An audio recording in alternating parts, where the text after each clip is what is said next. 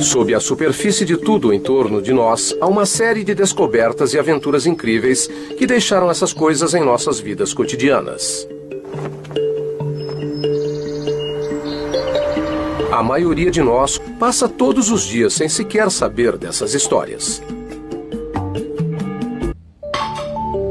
Muitos dizem que não podem viver sem, mas não fazem ideia dos 1.500 anos de traições, apostas ousadas, dificuldades terríveis e até a sedução necessárias para que o café estivesse conosco hoje. A história do café. Nossa história começa nas planícies da África com um elenco de personagens incomum. A lenda sobre a descoberta do café por Caldi. Caldi fazia longas viagens pelas montanhas do país e numa delas, quando se cansou, ele percebeu que os bodes estavam com muita energia e pulavam freneticamente. Quando tentou saber por que eles se comportavam assim, acabou descobrindo que eles mastigavam frutos de um galho. Ele foi lá, experimentou esses frutos e descobriu que ele também ganhou energia e ficou muito mais agitado. Caldi então levou os frutos para um curandeiro e falou a ele sobre os efeitos. O curandeiro desaprovou e jogou os frutos no fogo. Mas enquanto os frutos torravam, produziram um aroma que até o curandeiro achou muito atraente. Então ele recolheu os grãos e dissolveu na água. Assim surgiu a primeira xícara de café. Hoje o café é o segundo produto mais comercializado do mundo, mas até 300 anos atrás a única maneira de tê-lo era roubando. Só em 500 anos depois de Cristo, os grãos de café seriam torrados no Iêmen e no Egito, e a bebida que conhecemos hoje foi tomada pela primeira vez. No século XVI, as primeiras cafeterias abriam no mundo muçulmano, mas os árabes que acreditavam que a bebida tinha poderes místicos guardaram seu tesouro e se recusaram a exportar os grãos férteis para o Ocidente. Como um curandeiro contrabandeou café para a Índia. Por quase 500 anos, os árabes aproveitaram o café, mas ninguém mais no mundo.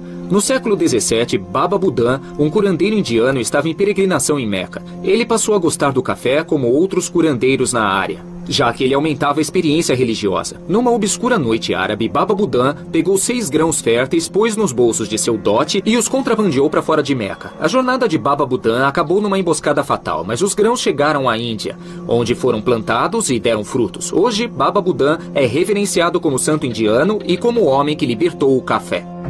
Mais tarde, naquele século, o café chegou na Europa e se tornou um sucesso instantâneo. Os holandeses chegaram a monopolizar o comércio, plantando em suas colônias, mas logo cometeram um erro. Deram uma planta de presente ao rei Luís XIV da França. Grãos inférteis eram comuns na Europa, mas uma planta viva era extremamente rara e preciosa. O café era de enorme importância no comércio internacional naquele tempo e para Luís XIV era um bem precioso. Isso fica evidente na sofisticação da estufa criada para manter essa linda planta de café.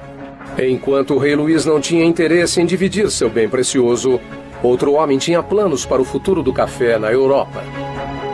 Primeiro, ele teria que pôr as mãos na planta do rei Luís.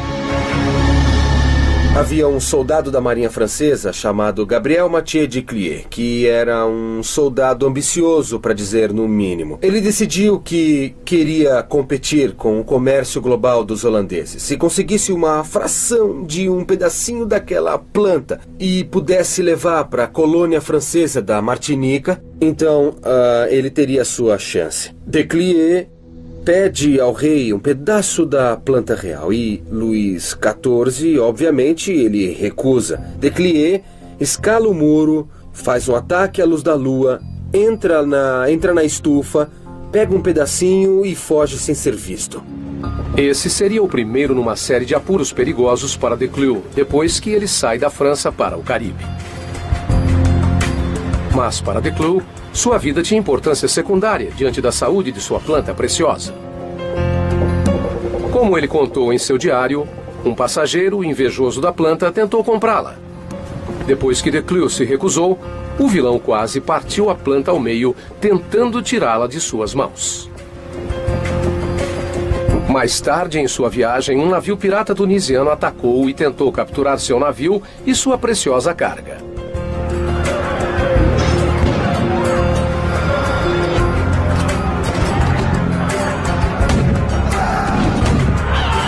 Depois de uma briga feroz com os piratas, o navio de Declue escapa por pouco e com ele, principalmente, a planta a salvo. A seguir, o navio enfrenta uma tempestade violenta, sacudindo o barco violentamente e ameaçando mandar o navio de Declue e sua planta para o fundo do mar. A tempestade passou e mais uma vez Declue e sua planta sobreviveram. O barco ficou flutuando em paz debaixo do sol. Essa calma, que parecia um alívio, provou ser mais sinistra que qualquer ameaça anterior. Logo, o suprimento de água ficou escasso. Morrer de sede é um dos piores destinos que podem ocorrer a um homem. Mas Declue queria arriscar, dando sua cota à planta de café. Fraco de sede e de exaustão, Declue não sabia na hora, mas ele e sua planta só precisariam suportar mais poucos dias. Sua aposta desesperada valeu a pena. O navio, enfim, chegou a Martinica, onde, sob guarda constante, a planta cresceu, frutificou e se multiplicou. Nos 50 anos seguintes, a planta de café de Declue deu uma família de umas 18 milhões de outras plantas. A maioria das pessoas hoje não sabe desses perigos. Elas só pensam no café como uma maneira prazerosa de começar o dia. Grande história e pequenas coisas. Com o passar do nosso dia, somos rodeados por coisas simples que chegaram em nossas vidas através das circunstâncias mais dramáticas. Vejam nossa xícara de café matinal. Foram encontradas xícaras feitas de crânios humanos datadas de 12.700 a.C. Um cara como Joe deve saber que os grãos vieram do Brasil, mas não faz ideia do que foi preciso para que eles chegassem lá. O espião que tornou o Brasil o maior produtor de café do mundo. O governo brasileiro queria uma parte do comércio do café, mas não tinha a planta. Então, em 1727, enviou o tenente-coronel Francisco de Melo Palheta para buscar algumas na Guiana Francesa. O tenente-coronel Palheta foi despachado para a Guiana Francesa e sua missão oficial era uma disputa de fronteiras, mas sua tarefa real era conseguir uma planta de café. Mas no século XVIII as plantas de café eram bem guardadas. As plantações eram literalmente vigiadas. O governador sabia que o que tinha era valioso e que outras pessoas iriam tentar roubar. Então Palheta decidiu que concentraria seu ataque em um alvo mais fácil, que seria então a esposa do governador, Marie-Claude. Palheta era conhecido por seu charme legendário e o poder que tinha sobre o sexo oposto.